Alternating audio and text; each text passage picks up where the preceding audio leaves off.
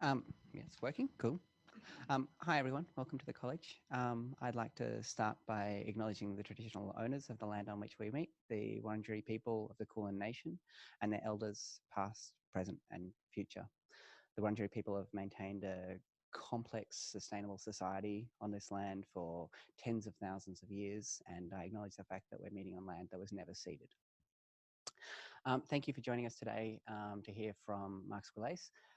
He'll be talking to smart planning for unconventional oil and gas development. Mark is the Raphael J. Moses Professor of Natural Resources Law at the University of Colorado Law School. He joined the Colorado Law faculty in 2005 and served as the director of Colorado's Natural Resources Law Center from 2005 to 2013. Before joining the Colorado Law faculty, Professor Squillace taught at the University of Toledo College of Law, where he was named the Charles Fornoff Professor of Law and Values. Professor Squillace has also taught at the University of Wyoming College of Law, where he served a 3-year term as the Winston S. Howard Professor of Law. He is a former Fulbright scholar and the author or co-author of numerous articles and books on natural resources and environmental law. And I thank him very much for joining us today.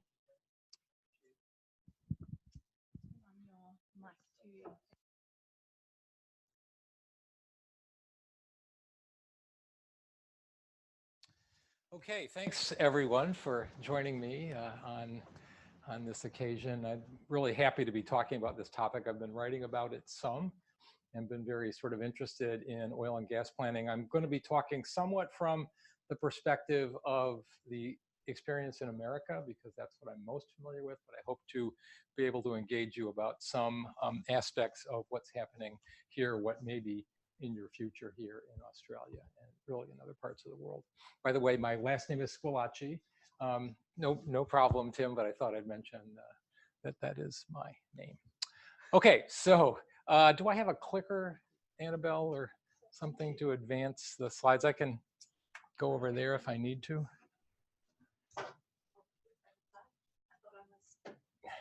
We thought we were ready? Let me just say while we're getting that set up that I'm going to be talking about oil and gas development and this planning dimension of oil and gas development, but I want to be clear that we really do need to address this broader problem of continuing to use fossil fuels. The fact that I'm interested in trying to promote planning for oil and gas development does not mean that I'm suggesting that we should allow oil and gas development to go on forever. I think there's a reality here that we're going to have oil and gas development for the next several decades probably. And if we're going to have it, then I think we need to do it better than we've been doing it now. So that's kind of where I'm coming from with this particular talk. Okay, so I want to talk about 3 different things today. One, I don't know how much all of you know about unconventional oil and gas development, so I want to spend a little bit of time just explaining what it is. And then I want to move on and talk a little bit about some of the adverse impacts associated with unconventional oil and gas development. And then I finally want to get to the main point of the talk, which is how we might use smart planning to really deal with some of the adverse impacts associated with that development. Okay, so let's talk a little bit about unconventional oil and gas plays. What are they? Well, there are 3 different types, and they're not going to show up on my screen here. So let's see what I can do.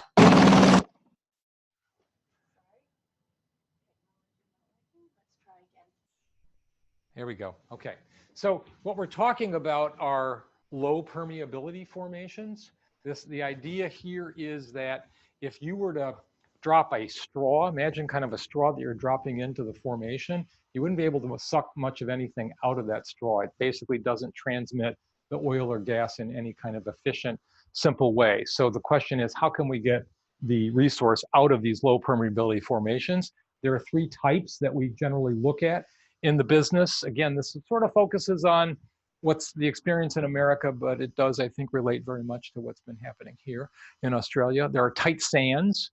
There's coal seam gas, which we in America call coal bed methane. So here they talk about CSG, we talk about CBM. It's the same resource. These are generally shallow wells. They're less expensive to develop than some of the other wells, but their yields are not very high. We went through this period in the US where coal bed methane was a big deal. Not so much anymore, and I don't expect it's going to be a big deal into the future.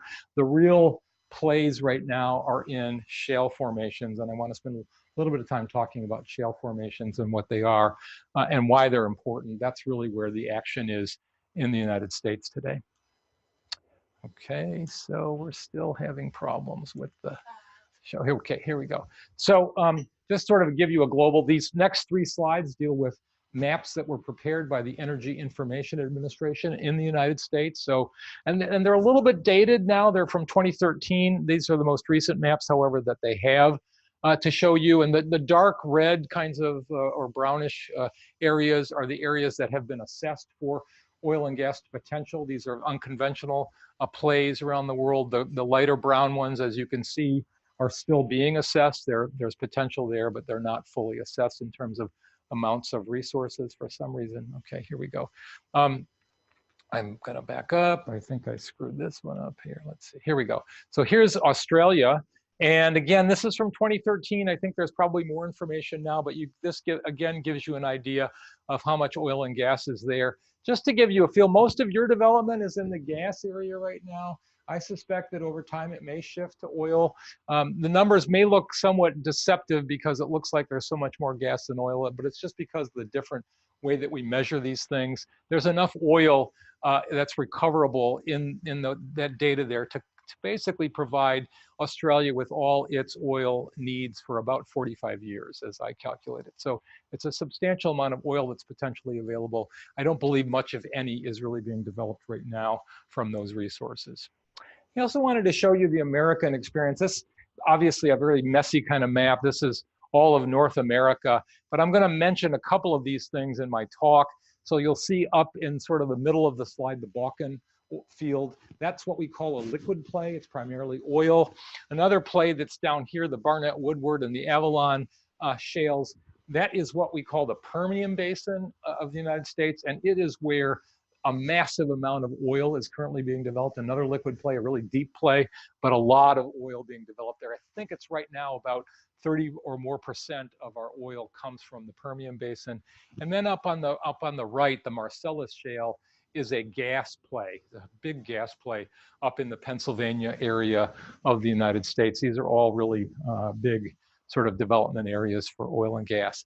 I wanted to just point out this statistic as well, which I find sort of shocking. This again is the most recent information from the Energy Information Administration. And what it shows that over a single year from 2016 to 2017, the oil reserves in the United States have increased by 19.5%, 1 year. And they've estimated an increase. And look at the gas, 36.1% increase in the estimated amount of gas reserves in 1 year. About a decade ago, maybe 15 years ago, we were all talking about peak oil.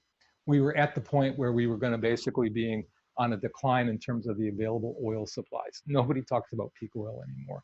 And it's all because of shale development and the prospects for new shale plays that are going to make a lot more oil available than it previously was.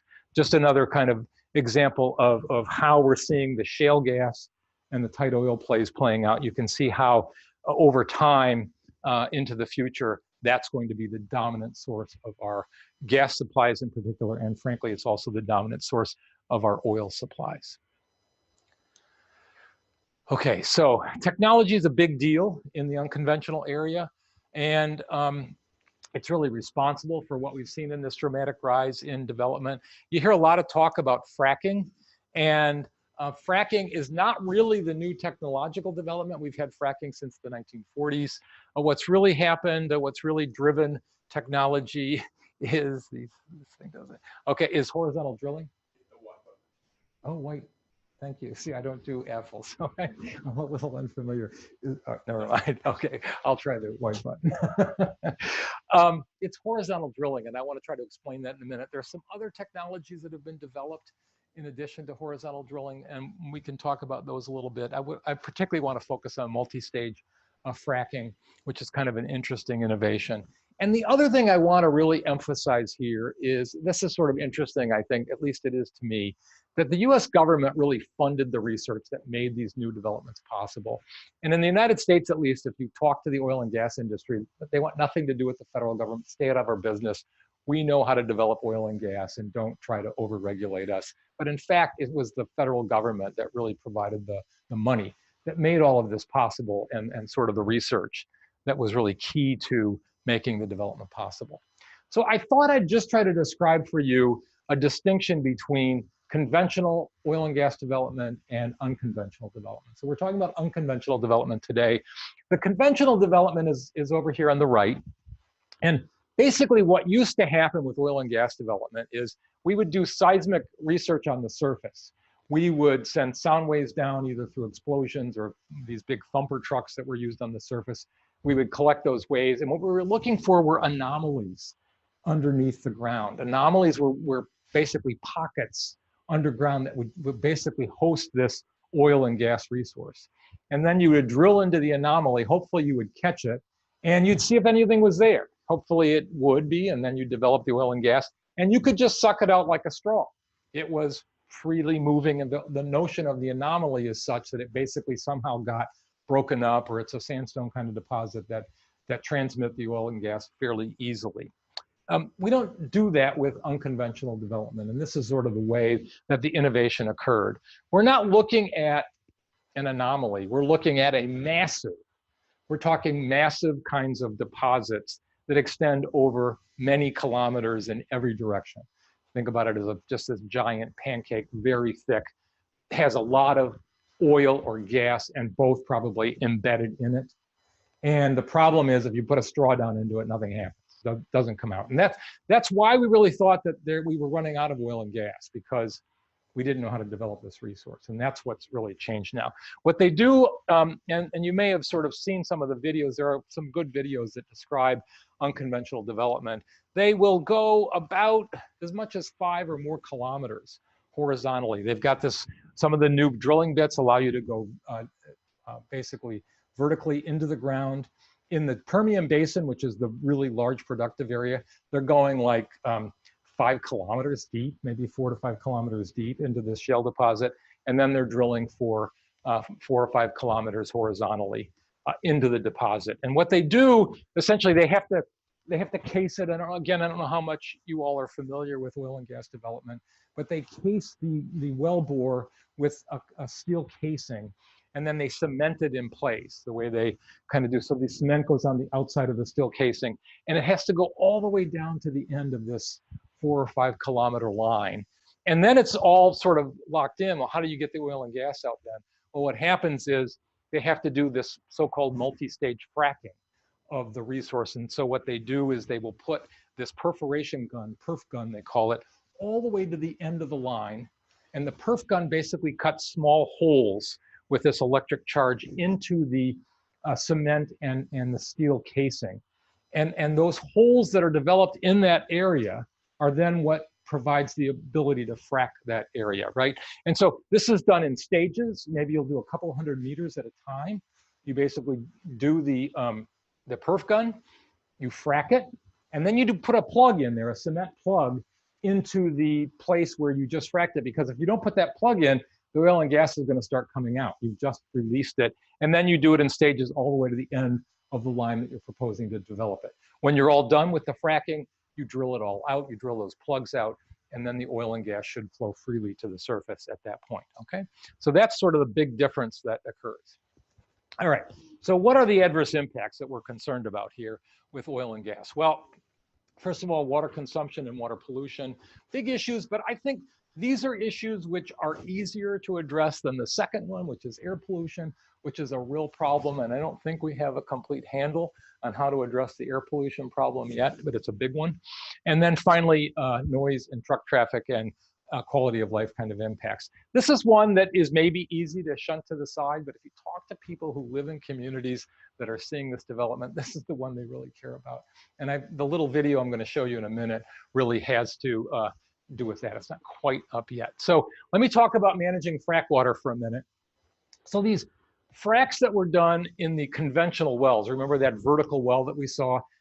After you would suck the oil and gas out, they started fracking those wells just to sort of increase the production. Over time, production goes down, you've exhausted much of the resource. So they would do these fairly modest kinds of fracks. They would send down 20 to 80,000 gallons of water, basically a solution. It's not just water. And they would do it at somewhat modest pressures. With horizontal fracks, we're upping the amount of water by several orders of magnitude and increasing the pressure substantially as well. So we're talking 2 to 8 million gallons of water for each frack, and we're doing it at very high pressures at that. We're talking 160 big water truck tanks for every million gallons. So if an average frack is about 5 million gallons, that's 800 water trucks for every frack that you're doing. A lot of the water comes back as what we call produced water. So produced water is water that's already underground, comes back to the surface when you release it. And some of the flow back, we talked about flow back, is that fracking water that we put down there, it's coming back as well. The wells differ vastly on how much water is going to come back, but a lot of it does come back, and it's generally toxic.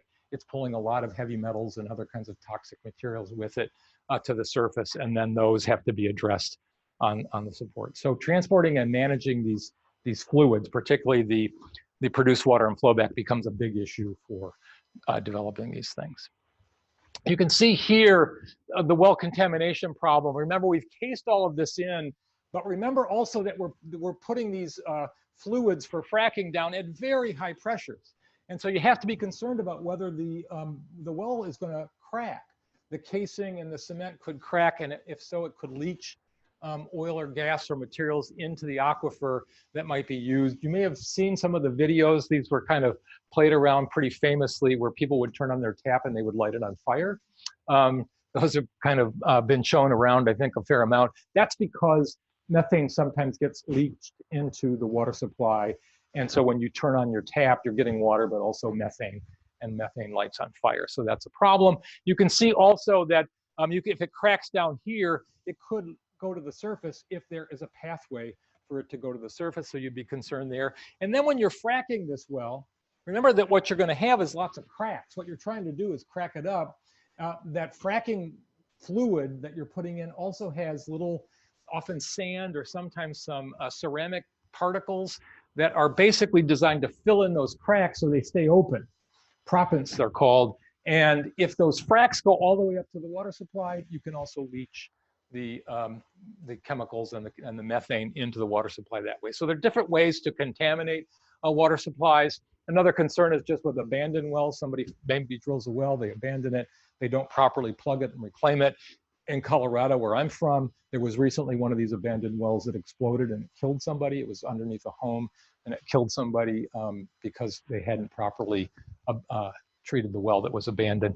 The other thing to mention here that's important is wastewater injection. So companies don't know what to do with these wastewaters. They often try to figure out how to best to get rid of them. Their favored technique is to inject them deep underground into aquifers that presumably are not going to be used for any productive kind of purposes. There's been a big problem, however, with injection into these deep aquifers because of earthquakes. They cause earthquakes. It's been fairly well documented now that in certain parts of the country, these deep injection wells cause earthquakes. Okay. So this is just a site I wanted to show you. This is a drilling rig, obviously. And in front here, you have a waste pond.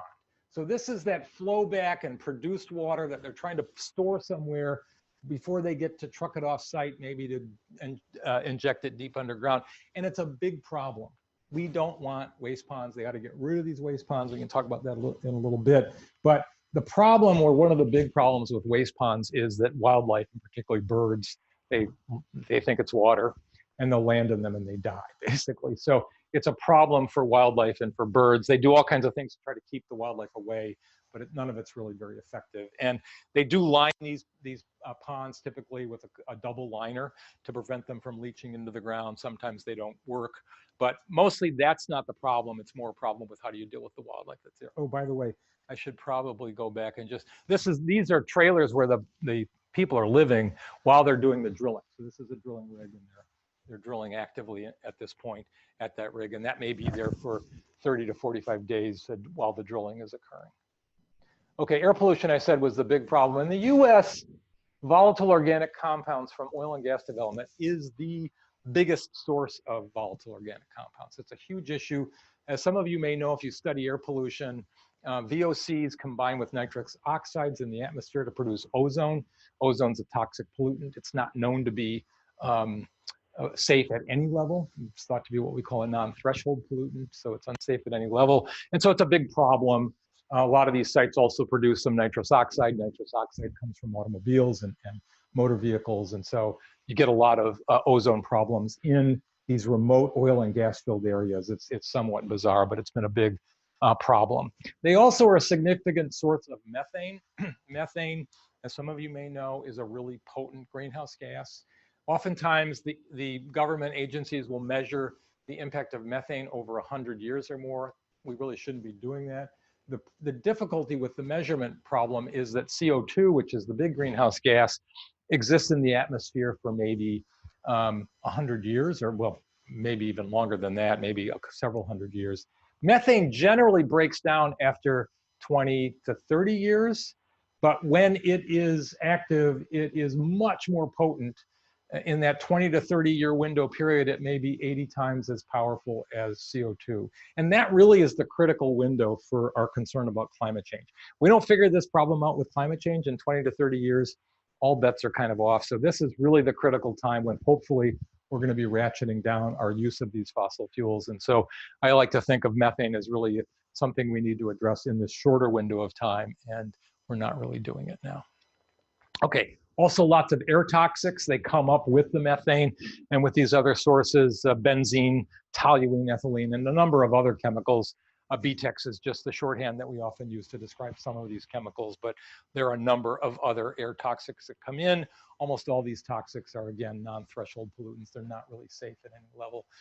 They're regulated to parts per billion and very hard to, they're hard to measure and they're hard to control from these sites. And one of the problems with oil and gas development is there are so many different sources of these chemicals. So I mentioned the flow back and produced water that comes up. It's coming up with a lot of gas as well. There are compressor stations. If you have a gas production, as you have substantially here in Australia, you have to compress that gas in order to transport it, either in a pipeline or in a truck where you're sending it. And the compressor stations are, they often leak gas and they can be a source of air emissions. The waste pits that I showed you earlier, they have these volatile compounds in them. They're volatile, by the way, because they don't want to be a liquid, they want to be a gas. And so they're sitting in that pond and that volatility is making them evaporate into the atmosphere and they're causing these toxic pollution. There are storage tanks. Again, it's hard to hold volatile compounds in a storage tank because they want to be released. They want to go into a gas. And so there's leaking. There's pipeline leaks. There's flaring. There are all kinds of other sources that we have of air pollution. Okay, I wanted to just quickly talk about noise and community disruptions. As I said, I think this is a big deal and we don't maybe pay enough attention to it. It's largely related to trucks and truck traffic. As I think I mentioned, there are other sources of noise. The drilling rigs themselves, if they're close to homes and things, they can be really noisy and annoying. It's a relatively short period of time when that happens. The air compressor stations, if they're not housed in sound insulating boxes, then they can cause a lot of noise, a lot of diesel generators and other things that cause noise there. But these hundreds of truck trips that are needed primarily for fracking are a big problem that are there. And obviously there's a lot of dust and noise and congestion that's associated with these roads. I wanted to, again, I mentioned the 5 million gallon frack. Some of the fracks are 8 and 9 million gallons. And so you can imagine all the trucks that you need to move that water. And it's a lot of water that maybe we should be using for something else. And so that's another aspect of this that I think is significant. All right, here's my little video we're gonna show. Hopefully this works. Annabelle's gonna help me make it work, I think. And I just wanted to show you this because I don't think you can fully appreciate what communities face when they're dealing with truck traffic. It seems like, oh, you know, a few trucks, what's the big deal? Here's the big deal. If we can get the video working, you'll see what the big deal is. This video, by the way, is from a documentary called Groundswell, and it's kind of the trailer for the documentary Groundswell.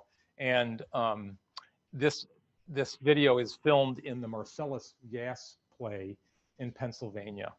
And you'll see, hopefully, if we get it running, you'll see what's going on here.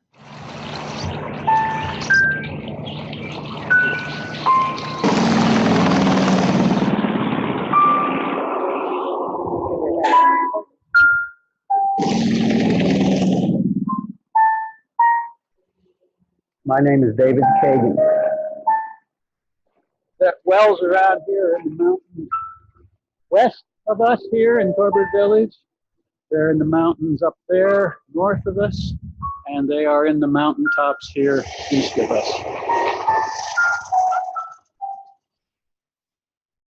I've biked and hiked hundreds of miles throughout this valley and the mountains surrounding it.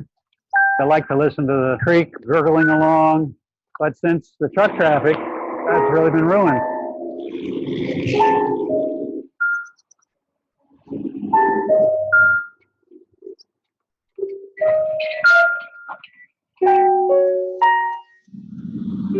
Construction vehicle, do not follow. What choice do I have? My count of the truck traffic totals about 50 to 60 every hour. That includes triaxles, 18-wheelers, and pickup trucks.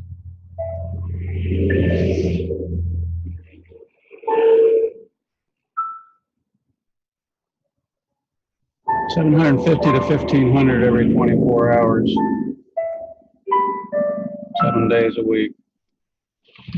They don't spread the information about what all is involved in their Marcellus Shale gas operation until it affects the environment.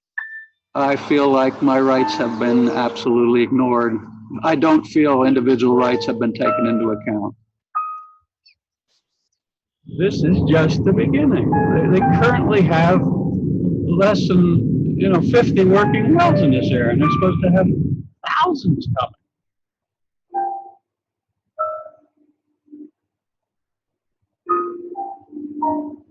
I wanted to live here, but I wanted to grow old here.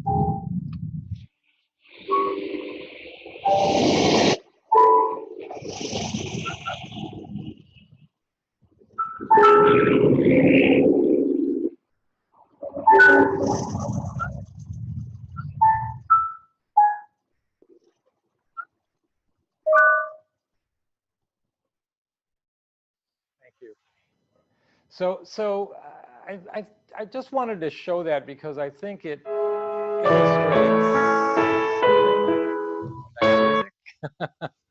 the inconvenient truth. We could show that too, I guess. Okay.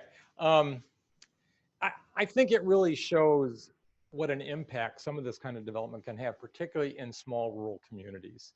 And a lot of this development is occurring in small rural communities, and the people doing the development aren't, I think, often sensitive to the kinds of impacts they're having on communities. And so I want to talk about, that was a big windup, I guess, to talk about what the subject of my talk really is, which is smart planning for unconventional development. And it's pretty straightforward, I think, in many respects. So this is a photo from the Permian Basin that I mentioned. This is actually in eastern New Mexico, right on the border with Texas. And Texas and New Mexico is where this stuff is located. And what you can see here, these little things on each of these are all well pads, and these are pump jacks where they've already drilled these wells now, and so they're pumping out presumably oil that they can then take to market. And you can see the whole landscape is dotted with these pump jacks and these well pads. When you're out there, it is the most amazing sight. You can drive down a road, and as far as the eye can see in every direction, this is what you see, basically. And if you look closely, you can see that every one of these well pads has a road that goes into it. When they were drilling the well, and even for the pump check now, they probably needed electricity supply, so there are power lines going all over the place in this area. It is just totally sacrificed to oil and gas development. And while, you have to say, well, okay, that's how we got to develop the oil and gas, but it's not. It's really not. This is just a graphic that shows what we can do with unconventional development. This is a pretty crude diagram, but what you can see here is kind of what we saw on the photograph there. This is 32 different wells, each on their own pad, and this is a single well pad with 32 wells that go from it. Okay, so that would be obviously an opportunity to minimize the number of well pads. And why would we want to do that? Well, this is just my own little crude diagram of what's going on. This is 72 wells on 72 well pads in a community. People living there, maybe there's a church, maybe there's a school, all kinds of things. This is a fairly large area, 12 kilometers in diameter here, right? Deep formation. And each one of these wells, as I said, has to have its own infrastructure to support what it's doing. And so roads and power lines and maybe some pipelines, other kinds of things that are all servicing this area. Well, what if you change this to something like this? What if you made, instead of 72 pads, you had 3 pads and you had 24 wells on each pad. And you designed the pads to avoid conflicts as best you could, right? So if you think about what's going on here, our circles are now 6 kilometers in diameter, and the well is presumably at least 3 kilometers from any of the development that's going on here, probably a little bit more than that, and a single access road, note, coming in to service the site with a road, with a power line perhaps, and maybe with a pipeline. And so I want to just kind of focus on the advantages. There are lots of economies of scale if you're doing multiple well development on a single pad, and that would allow you perhaps to have a pipeline to deliver fracking fluids. Pipelines are somewhat expensive to build, but if you're doing 24 or more wells on a single pad, it might be cost effective rather than having 800 trucks for every frack that you're doing to have a pipeline come in and maybe take the water to the site and maybe transport it off the site if you're going to treat it maybe over on an off-site area, or maybe you treat it on the site now. You've got enough contaminated water that's coming up from all these wells that you set up your own little treatment facility so you can actually reuse the frack water, and you don't need to bring as much in now, and you can then avoid the kinds of problems that are occurring. You can have a single power line that comes in, and in some cases you're producing a lot of natural gas, and you can even have these small power stations that you can set up with natural gas where you might even be able to generate your own power to use the power on site, and then you're not wasting the methane that's there. Single access road, as I mentioned, would mean a lot to these communities that are facing disruption. You could site the rights of way in a way to avoid the kinds of impacts that you might be seeing. So what would we need? What does smart planning look like? How do we get there? I guess that's the main message. Well, I think first of all, this is, I think, important for almost any environmental problem we can think of. Government agencies tend to be reactive, not proactive. That is, they respond to applications or requests that come in from the industry rather than anticipating what kinds of development might need, and then sort of design the development in a way that meets the needs of the community and meets the needs of the state regulatory agencies. So it should really be the regulatory agency that is identifying areas where there's potential for development, certainly getting input from all the interested parties, but not allowing a third party, particularly the industry, to come in and dictate where they're going to put their well pads and what they're going to be doing. And ideally, the planning agency should have the responsibility to make the choices about which sites are acceptable in terms of well pads. You don't want these well pads near where people are living, or you don't want the rights of way to be located in areas that are going to be disruptive to communities. And note that there's this huge advantage with unconventional development that you can drill for kilometers, many kilometers horizontally in particular directions, which means it doesn't matter so much exactly where you put the well pad. Now, the industry has lots of reasons why they want to put a well pad here or here, but those reasons are more reflective of the industry's own biases and perhaps some of the costs associated with building new roads and that kind of thing. What you really need to do, though, is cite these things so it's appropriate for everybody involved. The other big advantage here is we can think big, because these big giant areas are available for development. Remember, these these deposits of shale exist over a vast area, and it's true, by the way, with coal seam gas as well. They exist over a vast area, so the location of your particular well pad shouldn't matter that much in terms of how much development you're going to get. And that has some huge advantages here in terms of the analysis, because you basically can, it's just easier to consider the cumulative impacts of what you're doing. You're basically examining a larger area, and so you can look at the kinds of impacts on on air, water, and perhaps wildlife and other kinds of resources. And it's going to really enable adaptive management, something I'll talk about briefly here in a minute. Okay, so the other thing that this is sort of counter to the way things are done in Australia, but it is the way that things are done in the United States. And I just wanted to highlight this. It's always been one of my complaints about environmental impact assessment globally. I certainly won't claim that the United States has figured all this stuff out in the right way. But one thing that I think we do right is we have the decision maker doing the environmental analysis. And in most countries around the world, including in Australia, the developer basically does the environmental impact analysis. Remember, if we go back to the reactive versus proactive thing, this is kind of counter to that. And we really need the EIA process to be driven by the agency. That promotes meaningful engagement by the public. It allows better scaling of the development. Remember, if the industry comes in, they want to do it the way they want to do it. But if you're having the agency working with the community, figuring out what's right, you can try to scale the development. Maybe you're going to develop as much oil and gas, but you're going to do it over 20 or 30 years rather than over 5 years, which is maybe what the industry would prefer. And maybe we can avoid some of the problems that we saw in the little video about overdevelopment too fast in a way that the community just can't absorb in a way that's reasonable for the people who live there. So you can do better scaling in that way. And obviously, we really want to site these facilities in ways that we minimize the conflicts that might exist. Okay.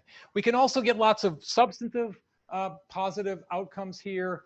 In the United States, there's been a lot of talk about green completions.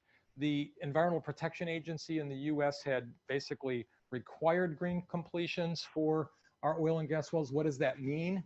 Well, it means basically that when you complete the well, you're capturing all that flow back and produced water in ways that you're going to basically not allow it to escape into the atmosphere, the volatiles that are coming out, all that methane, you're capturing it so that it can be used rather than simply flared off or wasted, vented into the environment, which is the worst thing that can happen. The Trump administration appears poised to pull back on these requirements, but it's really an important requirement. You can ensure that proper monitoring is done of emissions from the various sources of pollution. Obviously, we want to reduce these things as much as possible. Talk about that here in a minute. We have something, I don't know if this is familiar to people here in Australia, but there's a lot of talk about LDAR, LDAR, leak detection and repair. So the concern is that tiny leaks can happen at these sites, but because these are toxic kind of pollutants, that can be a real problem. And so you've got to find them and you've got to repair them as quickly as possible. There are infrared cameras now that will show you where the leaks are occurring, and we're getting a lot better at detecting these things. They need to be detected quickly and repaired as quickly as we can. The agency needs to look at the impacts from greenhouse gas emissions and the long-term and short-term widespread impacts of greenhouse gases. And we need to think about transportation management better. One of the ways in which you might do this is you might just have hard limits on the amount of trucks you're going to allow in an area. So we've got a lot of development going on. Truck traffics have been a real problem for a community. Maybe we say you get a certain number of truck trips and you can only run those trucks during certain times of the day. And then you kind of force it that way. You could even, I'm thinking, have a cap and trade program where maybe people would buy the right to use their trucks during certain times of the day in certain places. Maybe there'd be, say, 500 trucks that would be allowed in a single day, and people could buy and sell the right to use their truck in that particular area. But there are a lot of ways through the environmental impact assessment process where you could address some of these problems if you had good planning. Thought I'd just show this video. Some of you may have seen it. It's kind of a famous thing in America. It's a map, obviously, of the United States. And you can see the difference between the eastern and western United States. So the east is all lit up because those are all the big cities. West, not so much. Here's where I live in Denver, Colorado. It's a sort of a big city in the middle of a kind of a vast blue area. But anybody know what that is way up there, that big bright dot? That's North Dakota. There's hardly anybody lives in North Dakota. What the heck's going on there? They're flaring, right? There's enough, that's the Bakken field. They're doing enough flaring in North Dakota, according to the New York Times, enough flaring in North Dakota to heat, I think it's 500,000 homes a year. And that's North Dakota, where it gets pretty cold. So it's massive waste of methane. And it's because they don't really have ways to capture it efficiently, right? And if you were planning your development smartly, you would plan it in a way that you basically captured that methane, and it's a valuable resource. It's natural gas, basically, and you could sell it and use it. But if you can't capture it, if it's too hard and you just want to get your oil out, remember these are liquid plays. This is primarily oil up here. You know, you just waste it. You just flare it, and it's a huge waste. It's better to flare it, by the way, than to vent it, because it turns that methane into carbon dioxide, but it's still a huge waste of a valuable resource that then has to be developed somewhere else, presumably if you need it. Okay. I mentioned adaptive management earlier, and I just wanted to sort of highlight, it's a big issue. I'm addressing adaptive management in another article I'm writing, and it deals with the problem of uncertainty. So when you have a big, large-scale development of an area, you don't always know what the impacts are going to be. And I've always been comfortable with the idea that maybe we could give up a little bit on the front end of analysis if we agree to adaptive management. So the agency can relax its assessment at the outset if it commits to a robust adaptive management protocol. And what do I mean by that? Well, essentially what we're doing is we're doing the best we can with limited information, because until we actually do the development, we don't know what the impacts are. But remember, I had suggested those 3 small circles where we're going to do development. Let's maybe develop one and see what the impacts are going to be, and learn from that, learn by doing, and then try to apply what we've learned to the other sites that we might want to develop. If we're going to do this, we need what we sometimes call SMART standards. We need standards that are specific, measurable, achievable, realistic, and time-bound. Kind of become a buzzword now for how we sort of think about adaptive management. And it has to be done in a timely and compulsory way. So you can imagine, just as an example, maybe one of your performance standards is to make sure that you're not decreasing the numbers of a particular species or a number of species that might be in an area, but you've got to monitor for that, right? You've got to have specific, so your goal is to increase the number of species of a particular type by, let's say, 5%. If in fact they're declining, something's going wrong and you're going to have to adapt, right? And next time you do a development, you're going to have to change things around so that you do it. And you're constantly revising, adapting your decision to reflect this. So these larger scale developments, they provide that kind of flexibility where you can really do this kind of stuff. A number of other things that we should be doing, I think, is requiring that permittees pay the full cost of the permit, including things like inspection and enforcement of facilities. This is sort of international law principle of polluter pays. And we generally accept that idea. We just don't implement it mostly in domestic kind of policy. We need contemporaneous reclamation of the site. Most of these oil and gas sites, the well pads are just abandoned. That's kind of crazy. Once you're done and all you have is that rig or that pump jack on your site to developing well, you could reclaim the rest of the site. And we should be requiring that as quickly as possible. We need to really get on the stick about monitoring air and water quality, wildlife kinds of resources. It's really important that we know what's going on. These toxic air pollutants in particular, they're toxic at these tiny quantities. And if we don't know what's out there, people get sick around these sites all the time. If we can't measure the excuse me, amount of pollution, we can't really deal with that problem. We need insurance and bonding. So if a company walks away from a site, there's good enough bonding that we can reclaim the site on our own and make sure if anybody's damaged by something that there's insurance that covers the impacts. And finally, we need the developer to commit to good neighbor policies. This is kind of a big deal with the industry in America. They talk about their good neighbor policies, but their good neighbor policies tend to be only after they tell you what they're going to do. Now, what can we do to sort of ameliorate your problem, right? So it's sort of the antithesis of planning, about coming in and saying, okay, we'd like to develop some oil and gas here. Let's talk about how it's going to work. No, instead, they typically will come in and say, here's what we're going to do. Now, how do we sort of minimize the impacts to you? And so good neighbor is an important policy or practice, but I think it needs to be done in a way that doesn't lock the developer into a particular way that they're doing things. There are some disadvantages, I think, that would certainly be pointed out about planning. It takes time. And this is the last thing that most oil and gas developers want to hear, because they want, when they want a well to be developed, they want it to be done now. They're constantly looking at the volatile market prices, and they want to develop when the price is high. They don't want to wait for several years, but it takes several years to do good planning at a minimum. Might take longer, but that's just the way it is. And certainly there are going to be complaints about that, but I think it's well worth the cost of that kind of planning. Also, of course, if it takes more time, there's an opportunity for the public to weigh in at a stronger level. The projects will be scrutinized more. We can say that's a bad thing. Certainly from the industry perspective, it might seem like a bad thing, but I'm not sure it is such a bad thing, right? I mean, maybe it's good that the public is engaged and there's an opportunity for the public to be involved and figure out how to avoid the conflicts before they're there.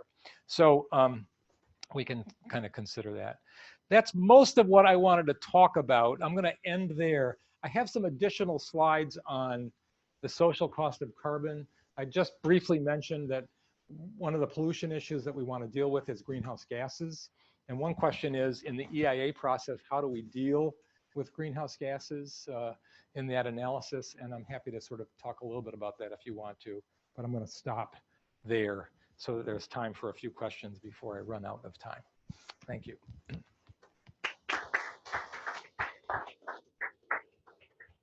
Thank you so much. Yeah. And I apologize for not checking on the pronunciation. It's fine. I should have warned you. Terrible. I should have warned you because most people don't get it right. Should have just checked as a routine behavior. So I was wondering, Chair's prerogative, I'm going to ask the first question. Sure. You know, selfish like that. With regard to this, what sort of level do you think the, in certain regions, it seems like the social license to operate for these operators is starting to drop pretty drastically, at least in localized regions. Right. To what degree do you think that the social license to operate has dropped low enough that you feel like these sorts of reforms might be considered by the industry and regulators? I don't think we're very close yet. Again, I think the big problem can be boiled down to the fact that the agencies that regulate these things are not prepared to be proactive. And until they're prepared to be proactive, I just don't think the social license to operate problem can be fully addressed. Because what happens right now, of course, is that somebody who wants to develop oil and gas will come in and say, here's what I want to do, grant me the permit.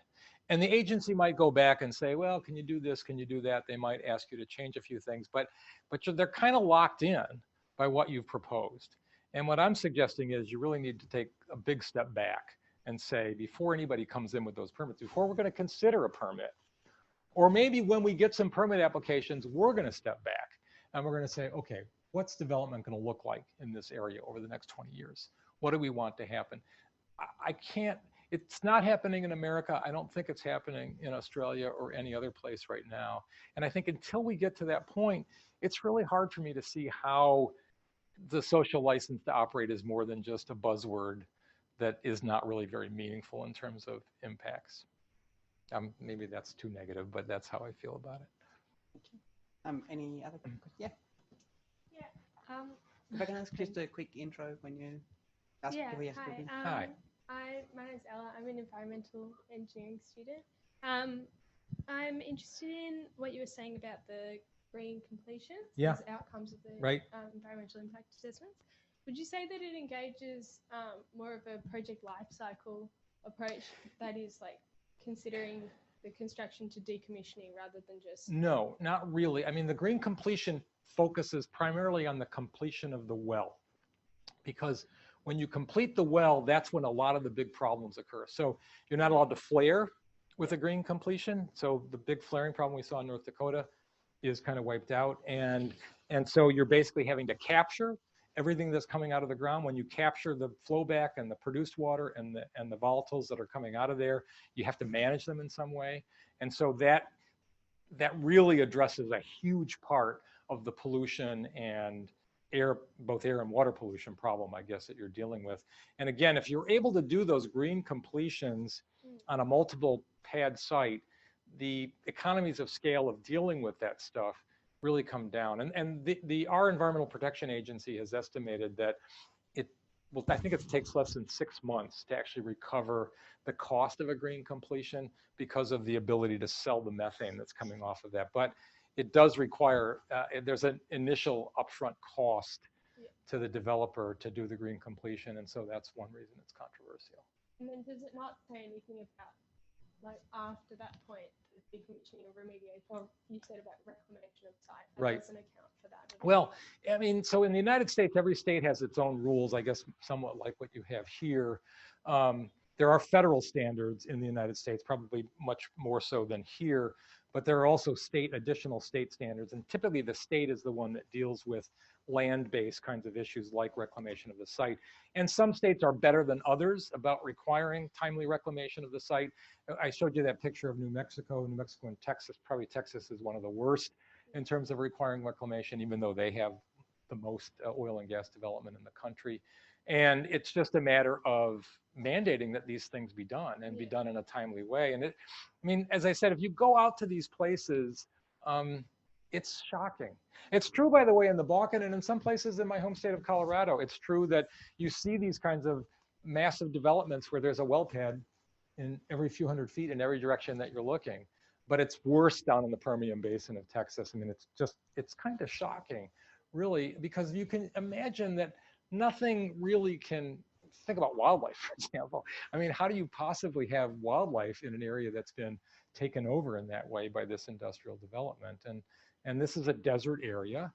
That's not to say there aren't important wildlife species. In fact, there probably are some very sensitive species that are affected by that. So, so reclamation becomes important. And one of the things you could do with planning is ensure contemporaneous reclamation so that you may not be able to develop another area until we've reclaimed this area, because we want to be sure that, you know, we have some habitat developed. And that, of course, would be something that would be addressed, I would hope, in the EIA process, that you'd look at proper reclamation and sequencing and timing of development in that particular way.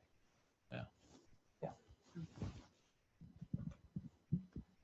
I'm Tanya. I'm a sustainable energy student.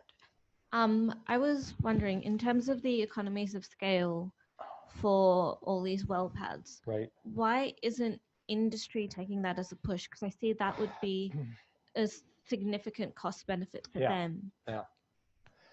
It's a really good question, and it actually is more complicated in the United States than it would be here, and here's why. In the United States, our property rights in minerals is different than almost anywhere else in the world. So in most parts of the world, including in Australia, the state owns the mineral estate. In the United States, private owners own the mineral estate, and particularly in a state like Texas, where there's very little public land. So in the United States, we have a lot of what we call public land, and it's federal public land. And some of this federal public land has mineral estates that you can actually develop in the way that I'm talking about. But when you're on private land in states like Texas, one of the problems is that you have to acquire the rights to all the private land along every line that you want to develop. And there are ways that it can be streamlined, and there's a lot of debate about this right now. But the bottom line is it's very difficult, or at least the oil and gas companies will tell you that it's very difficult to acquire the rights for more than one line at a time. They're not sure what they're going to get. So having to sort of deal with all the property rights issues on 32 lines and going off in every direction would be a massive undertaking. Here in Australia, the state owns the minerals. And so they could essentially dictate that, no, we're not going to allow you to build or to drill one line. And you're right, the industry ought to recognize the opportunity that this presents, but my sense is that there's this desire to get the stuff out of the ground as quickly as you can. In the United States, there are a number of smaller companies that are just trying to make a quick buck. And if you're talking about those big developments with maybe 24 wells on a single well pad, that's a huge capital investment.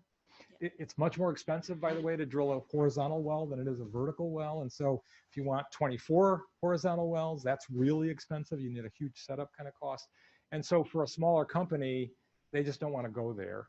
And I mean, again, it's going to require that the regulatory agencies deal with this kind of problem. It's conceivable that you could have more than one developer on a single well pad. There's no particular reason why you couldn't do that, but that would create some difficulties, I suppose, as well. But you could share some of the equipment. You could certainly share in the cost of dealing with the environmental issues that we're talking about. I think you're right to think that it makes a whole lot of sense. And it has happened in some situations. It just doesn't seem to happen nearly enough. And you know, hopefully we're going in that direction. That's why I wrote about this.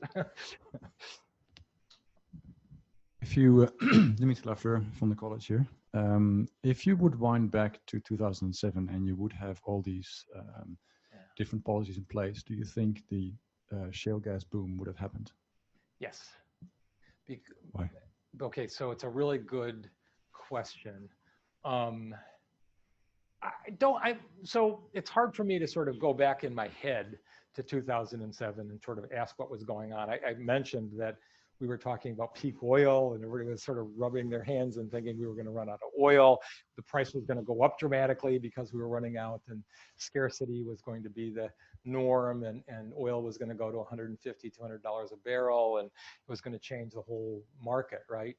But as I said, the United States government, for whatever reason, started looking at these resources, and the shale deposits.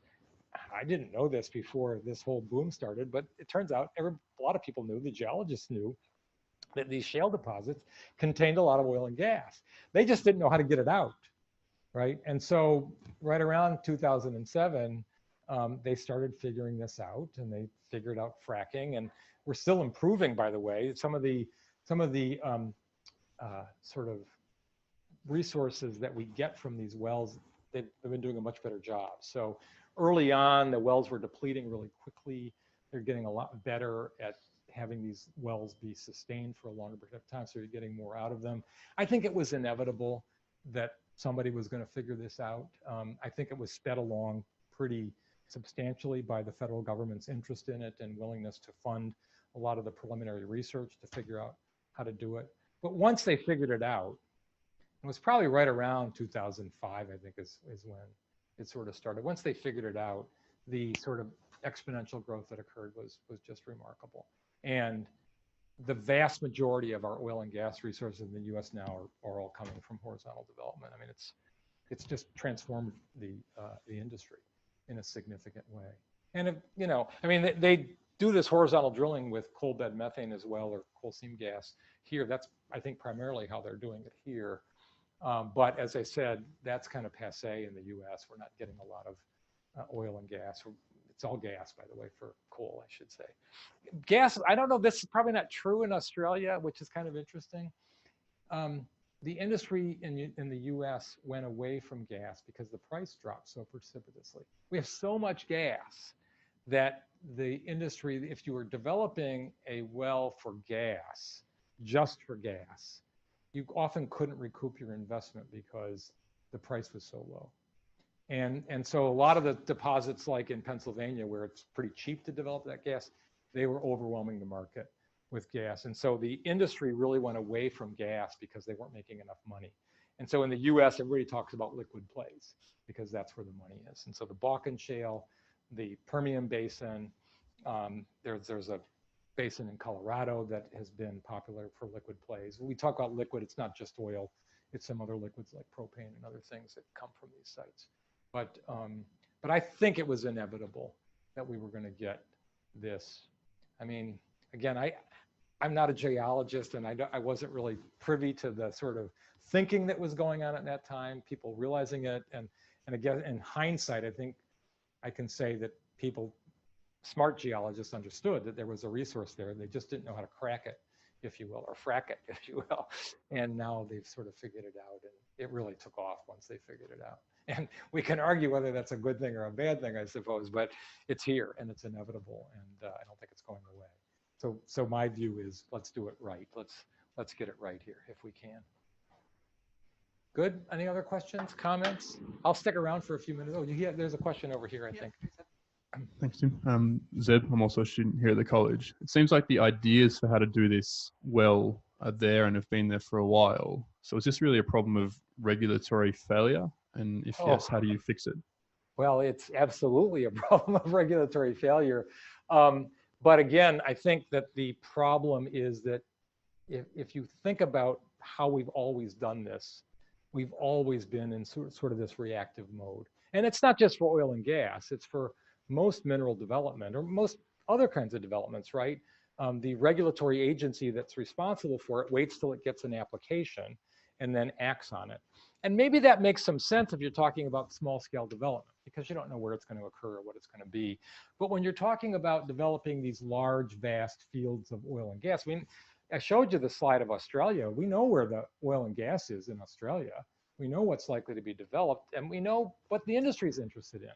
So we can plan over that large area, and that's an advantage that we have in the oil and gas business, that if the regulatory agency was willing to take the initiative and take the heat, I should add, from the industry, which is not going to like them taking the initiative, I think we could solve this problem.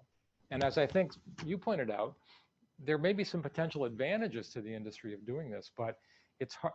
People don't think short term or long term, they think short term, and short term profits are easier to get if you basically can call the shots about how it's going to happen. And so would love to see it. We do need some reforms in the way that agencies are thinking about it. We need new people, frankly, at the top of these agencies who are more progressive and thinking about doing this in a better way. I'm sorry, I'm going over. No, you're fine. You're totally fine. It's we don't have hard times on any of this. Oh, okay, good, good.